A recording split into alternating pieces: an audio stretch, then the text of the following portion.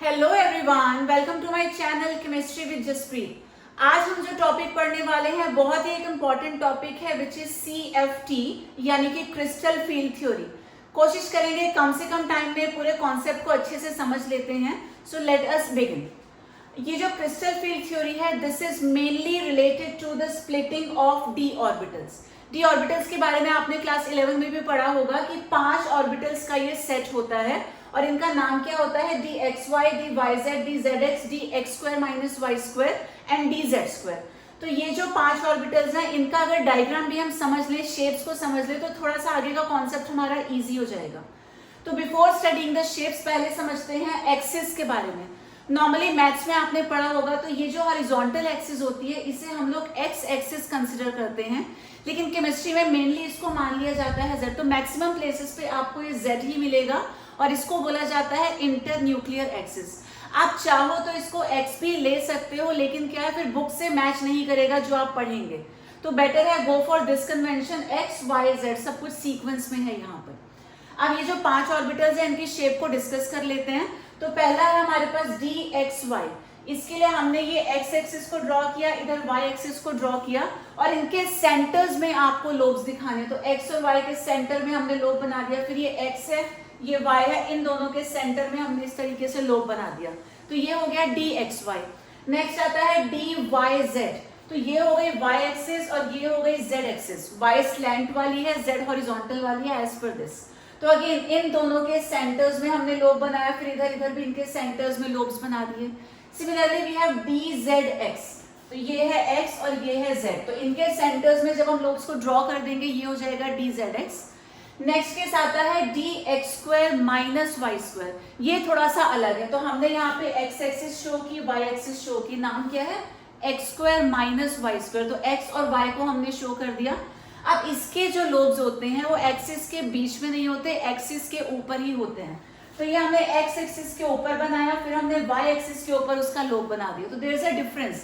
यहाँ एक्सिस के बीच में लोब्स आ रहे थे, लेकिन लास्ट 2 केसेस में जो एक्सिस है उसी के ऊपर लोब्स आएंगे।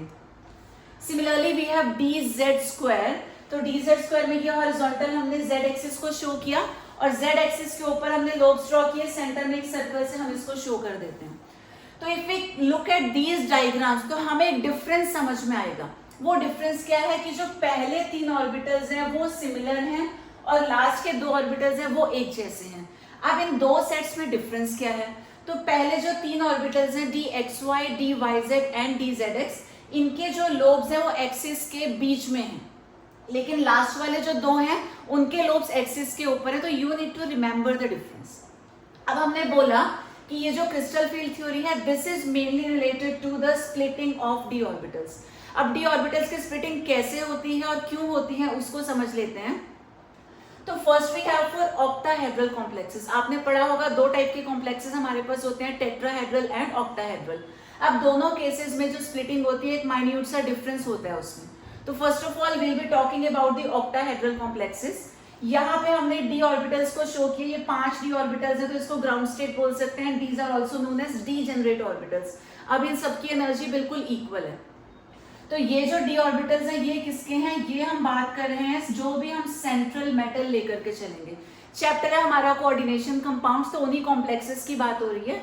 उसमें जो सेंट्रल मेटल होता है उसके डी ऑर्बिटल्स की हम बात कर रहे हैं, क्योंकि बेसिक कॉन्सेप्ट आपको पता होगा जब भी सेंट्रल मेटल और लिगेंड में बॉन्डिंग होती है तो सेंट्रल मेटल हमेशा अपने वैकेंट डी ऑर्बिटल्स प्रोवाइड करता है और जो लिगेंड है वो इन्हीं वैकेंट ऑर्बिटल्स में अपने लोन पेयर्स देते हैं। इसी वजह से उन दोनों के बीच में कोऑर्डिनेट बॉन्ड बनता है। तो ये जो डी ऑर्बिटल्स हैं ये किसके हैं? These belong to the central metal. तो अभी ये ग्राउंड स्टेट में है, डीजेनरेट है, यानी कि सबकी एनर्जी सेम है। अब सेंट्रल मेटल के पास लिगेंड्स ने आना शुरू किया, क्योंकि इसके पास पॉजिटिव चार्ज होता है most of in maximum of the cases. Positive charge भी होता है, वैकेंट डी ऑर्बिटल्स भी होते हैं। और लिगेंड्स क्या होते हैं? लिगेंड्स के पास लोन पेयर ऑफ इलेक्ट्रॉन्स होते हैं विच आर नेगेटिव। तो ये जो नेगेटिव लिगेंड्स हैं ये पॉजिटिव वाले सेंट्रल मेटल की तरफ अट्रैक्ट होते हैं। ठीक है, जैसी अट्रैक्शन होगा तो डी ऑर्बिटल्स बड़े एक्साइटेड हो गए कि हाँ हमें तो नेगेटिव इलेक्ट्रॉन्स मिलने वाले हैं। ये खुद कैसा है सेंट्रल मेटल? ये होता है पॉजिटिव। तो पॉजिटिव वाला बहुत खुश हो जाता है कि नेगेटिव इलेक्ट्रॉन्स आ रहे हैं हमारे पास, हमारा फायदा हो रहा है, तो एक्साइटेड हो जाते हैं। They go into the excited state. अब जैसे जैसे लिगेंड्स पास में आ रहे थे, पहले तो एक्साइटमेंट हुआ, एक्साइटेड स्टेट में ये चले गए, लेकिन जब लिगेंड्स और पास में आते हैं अब वहां पे प्रॉब्लम आती है। प्रॉब्लम क्या है, सेंट्रल मेटल वैसे तो पॉजिटिव है लेकिन इसके पास भी तो कुछ ना कुछ इलेक्ट्रॉन्स हैं, तो इसके इलेक्ट्रॉन्स भी नेगेटिव हैं और जो लिगेंड्स अपने लोन पेयर ऑफ इलेक्ट्रॉन्स लेके आ रहे हैं वो भी नेगेटिव है। तो नेगेटिव और नेगेटिव में रिपल्शन होगा। रिपल्शन के होने से ये जो 5 का सेट था जो डीजेनरेट था, अब इसकी स्प्लिटिंग हो जाएगी, इसके 2 पार्ट्स हो जाएंगे। 2 पार्ट्स क्यों होंगे और कैसे होंगे तो वो अभी हमने डिस्कस किया। पहले 3 एक जैसे हैं और दूसरे 2 जो हैं, लास्ट के जो 2 हैं वो एक जैसे हैं, तो इसलिए 2 सेट बनते हैं। ये तीनों हमेशा एक साथ जाएंगे और वो दोनों हमेशा एक साथ जाएंगे। तो ये जो 3 का सेट बना इसको हम लोग बोलते हैं T2G और जो 2 का सेट बनता है उसका नाम होता है EG।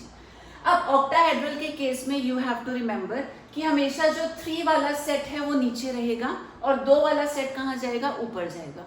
अब ऐसा क्यों हुआ वो समझ लेते हैं। तो हमने अभी पढ़ा कि सेंट्रल मेटल के पास लिगेंड्स आएंगे, जब लिगेंड्स आएंगे तो दोनों के बीच में रिपल्शन होगा। अब जो लिगेंड्स आ रहे हैं वो कहाँ से आ रहे हैं, दैट मैटर्स। ठीक है, इस लिगेंड के पास 2 ऑप्शंस हैं, या तो वो एक्सिस के बीच में से आएगा या फिर जो लिगेंड है वो लिगेंड क्या करेगा, बिल्कुल एक्सिस की ही तरफ से आ जाएगा। तो देयर आर 2 ऑप्शंस। जो लिगेंड अप्रोच कर रहा है टू दी सेंट्रल मेटल, या तो ये जो 2 एक्सिस हैं एक्स और वाई या वाई जेड कुछ भी, इनके बीच में से आ रहे हैं, ठीक है, या फिर ये जो एक्सिस है वो इसी की डायरेक्शन से आ जाएगा। तो यहीं से ये डिफरेंस अराइज होता है। अगर जो लिगेंड है वो एक्सिस के बीच में से आएगा, बीच में से आएगा तो यहाँ पे रिपल्शन ज्यादा हो जाएगा। इन दैट केस ये जो 3 का सेट है ये ऊपर जाएगा, जहां ज्यादा रिपल्शन वो ऊपर चला गया, उसकी एनर्जी ज्यादा हो गई। तो अगर लिगेंड एक्सिस के बीच में से आएगा तो 3 वाला सेट रिपेल होगा, वो ऊपर जाएगा, और वो होता है in case of tetrahedral complexes. देखिए 3 का सेट ऊपर है, ऊपर जाने का मतलब इन्होंने ज्यादा रिपल्शन एक्सपीरियंस किया, और ज्यादा रिपल्शन कब होगा, जब जो लिगेंड है एक्सिस के बीच में से आएगा। और अगर लिगेंड जो है बिल्कुल एक्सिस की ही डायरेक्शन से आ जाता है, अब रिपल्शन कहाँ होगा, देखिए एक्सिस की तरफ से आएगा तो यहाँ तो इसके पास लोब है ही नहीं, अब लोब यहाँ पर है बिल्कुल एक्सिस की डायरेक्शन में, तो एक्सिस की तरफ से आता है तो यहाँ रिपल्शन ज्यादा होगा। इन दैट केस ये जो 2 वाला सेट है इसको हम लोग ऊपर शो करेंगे। तो ये टेट्राहेड्रल और ऑक्टाहेड्रल में डिफरेंस क्यों है, ऑक्टाहेड्रल के केस में लिगेंड कहाँ से आएगा, एक्सिस की तरफ से, तो इन दोनों को ज्यादा रिपल्शन एक्सपीरियंस होगा, ये ऊपर पहुंच जाएंगे। और टेट्राहेड्रल के केस में जो लिगेंड आता है वो एक्सिस के बीच में से आता है, बीच में से आएगा तो इन तीनों को ज्यादा एक्सपीरियंस होगा रिपल्शन, तो 3 जाएंगे ऊपर। तो इस तरीके से ये डायग्राम बनता है। उसके बाद नाम हमने डिस्कस कर लिए, 3 का सेट यानी कि T2G और 2 का सेट होता है EG। और ये जो इनके बीच का गैप होता है इसको रिप्रेजेंट करते हैं हम डेल्टा नॉट से, विच इज CFSE यानी कि क्रिस्टल फील्ड स्प्लिटिंग एनर्जी या फिर क्रिस्टल फील्ड स्टेबलाइजिंग एनर्जी, दोनों में से कुछ भी इसको बोल सकते हैं। उसके बाद एक और डिफरेंस है इन दोनों के बीच में, ये जो ऊपर वाला गैप है ये सेंटर हो गया, सेंटर से कितना ऊपर जाती हैं ऑर्बिटल्स, तो वो ऊपर का डिस्टेंस होता है +3/5 डेल्टा नॉट, टोटल हो गया डेल्टा नॉट, तो उसका 3/5 पार्ट, ठीक है, डिवाइड करेंगे 3 को 5 से तो विल बी गेटिंग 0.6, तो आप 0.6 डेल्टा नॉट बोल सकते हैं या फिर 3/5 डेल्टा नॉट बोल सकते हैं, और ये होता है पॉजिटिव।